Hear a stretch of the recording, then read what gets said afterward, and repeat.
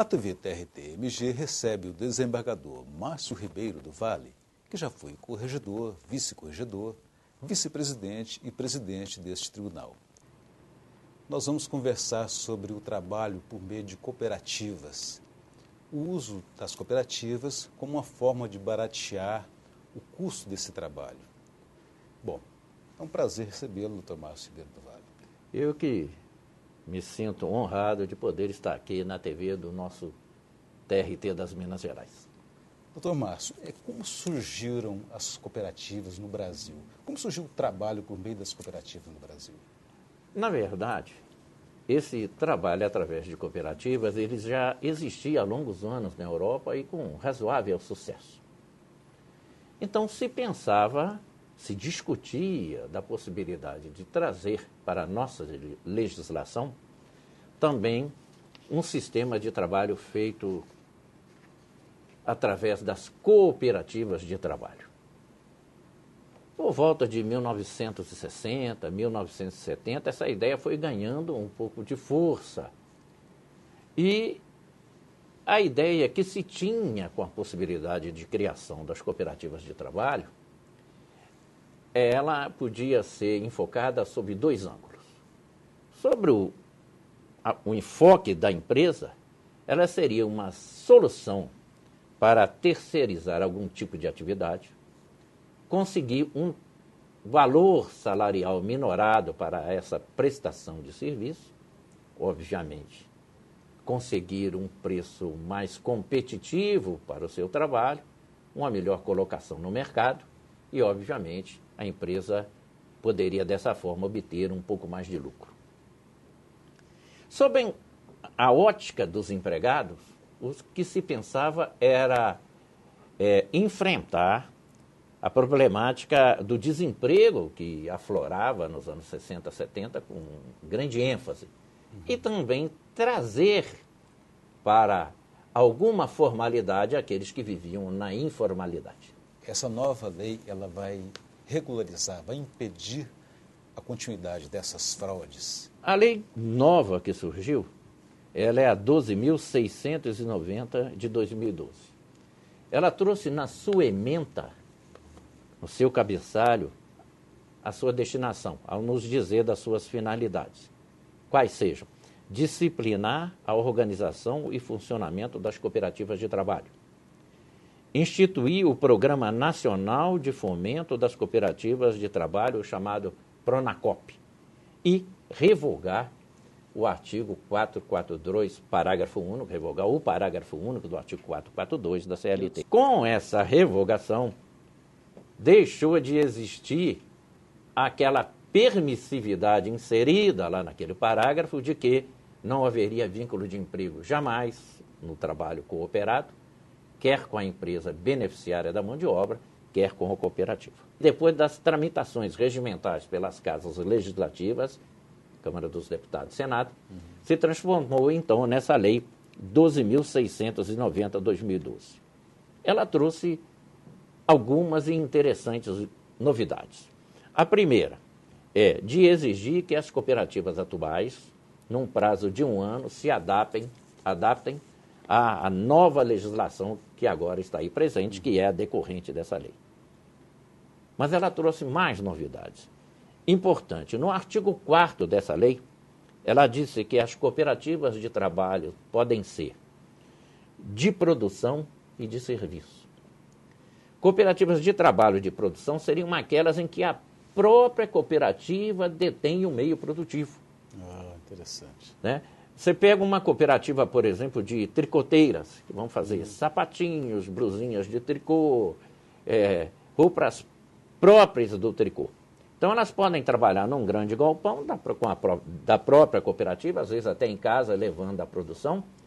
Então, nessas cooperativas de produção, a própria cooperativa é que vai precificar suas mercadorias, que vai colocá-las no mercado, vai entender onde é melhor a venda e, evidentemente, tentar oferir o máximo para poder retornar com isso em benefício da cooperativa de trabalho e, em última análise, dos cooperados. E pode ter também uma cooperativa, essa então, de serviço, em que será possível a prestação desses cooperados vinculados à cooperativa é trabalhos terceirizados para empresas, desde que sejam serviços especializados.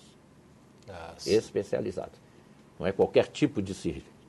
Então, quando aqui fala que não é possível que a cooperativa seja usada para terceirizar mão de obra subordinada, quer dizer que a cooperativa não pode ser usada para, na verdade, colocar um real empregado para trabalhar lá naquela empresa sem que ele assim seja considerado. E a Justiça do Trabalho será chamada a agir em hipótese em que isso possa acontecer. Para a constituição dessas cooperativas é preciso, no mínimo, 7 membros. 7 membros. E o que é importante, uma novidade da lei, ela trouxe umas obrigações para a cooperativa de trabalho. A cooperativa tem que garantir direitos mínimos para esses cooperados. O salário da categoria profissional que ele exerce, ou se não existir, pelo menos o salário mínimo. A jornada não pode ser superior a 8 horas ou 44 semanais. Ele tem que ter direito a descanso semanal. Se ele trabalha em horário considerado noturno, 22 horas de um dia, 5 horas do outro, ele vai ter direito ao adicional noturno. Então, essas novidades vieram com a lei e são novidades que são fiscalizadas pelo Ministério do Trabalho.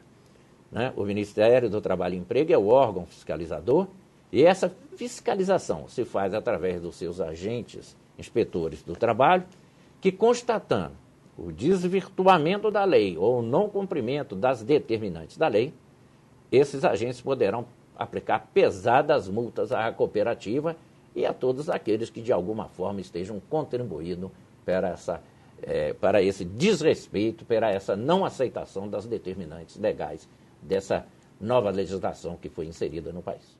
A legislação nova, ela resolveu criar, né, um programa destinado a fomentar essas cooperativas de trabalho. Esse programa se chama Pronacop, é um programa nacional de fomento às cooperativas de trabalho. Esse programa ele vai existir no âmbito interno do Ministério do Trabalho e terá o que se chama comitê gestor. A composição desse comitê gestor será paritária, com membros do Ministério do Trabalho e também das cooperativas. E esse comitê gestor, esse programa, ele trouxe várias finalidades que me parecem importantes. Eu gostaria de destacar umas 2 ou 3 delas que me pareceram as que mais merecem realce. Primeiro, esse programa terá um sistema de acompanhamento técnico para a organização do produto produtivo, naquelas cooperativas de produção, com qualificação dos cooperados. Quer dizer, nós teremos uma cooperativa em que o programa que vai existir no Ministério do Trabalho, através do seu comitê gestor, vai incentivar, vai tentar melhorar tecnicamente o cooperado, para que o trabalho que ele preste seja cada vez melhor, mais satisfatório para as finalidades da cooperativa. Também se criou a possibilidade de linhas de crédito que irão beneficiar as cooperativas. E essas linhas de crédito, de onde vai sair esse dinheiro? É sempre a pergunta, né? Vai sair do próprio orçamento do Ministério do Trabalho e Emprego e também de recursos do FAT, né? E esse dinheiro, né, que será destinado, então, para essas cooperativas, vai possibilitar um incremento maior nas atividades desse trabalho cooperado.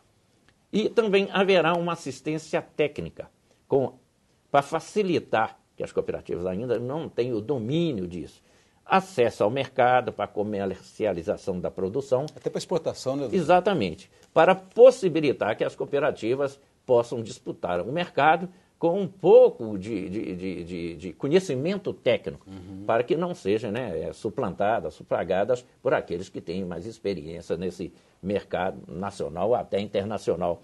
A parte da legislação que fala que as cooperativas podem participar de licitações públicas. Isso, naturalmente, amplia o mercado para ela, tanto de serviços quanto de produtos, né, e barateia para o Estado em contrapartida. Isso. Né? Realmente, uma das novidades é essa. Evidentemente que elas vão ter que se apetrechar para poder participar dessas licitações. São sempre difíceis, tem documentações que são necessárias, mas essa orientação técnica que o Ministério do Trabalho vai prestar, através do Pronacop e desse comitê gestor, vai possibilitar que as cooperativas, num segmento, quando atinjam um patamar mais elevado, também de participar dessas licitações que possivelmente serão benéficas para as cooperativas e benéficas também para aqueles que recebem esse trabalho através dessas licitações.